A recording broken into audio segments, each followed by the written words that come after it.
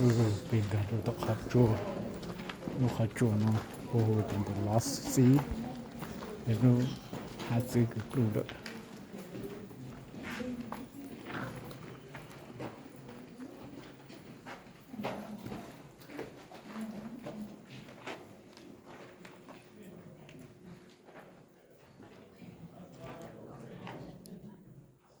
Oh gitu, dah betul.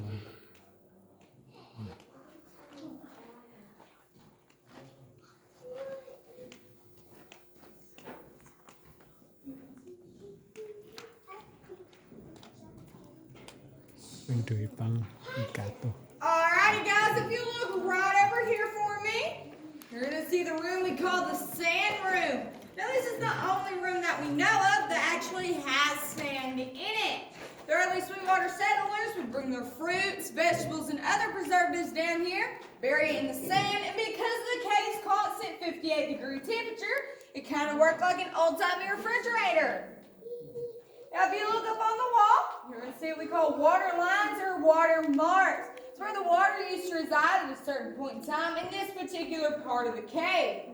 Nowadays, all the water is down in the lake room, so you do not have to worry about stepping in the puddles. Now we will be entering this room directly behind me. But as we enter, keep in mind, there are quite a few cracks and holes in this cave. Please watch your kids. They're plenty large enough for one of your little ones to accidentally fall in. If they stay towards the middle of the room with you, they're going to be fine. If they accidentally wander off and fall in one, they might get hurt. I don't want them getting hurt, so please watch your kids. Now as we go in, just be sure to watch your heads for the rock on the right.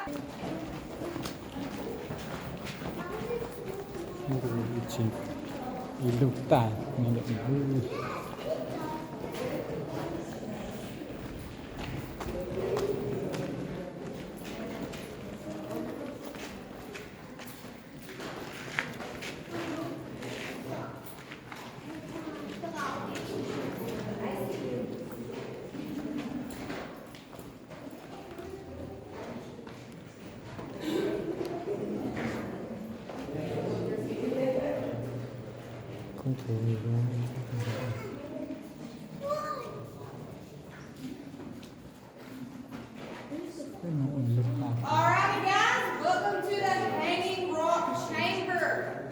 Now we named it this because all these hanging bedrock pendants you see on the ceiling.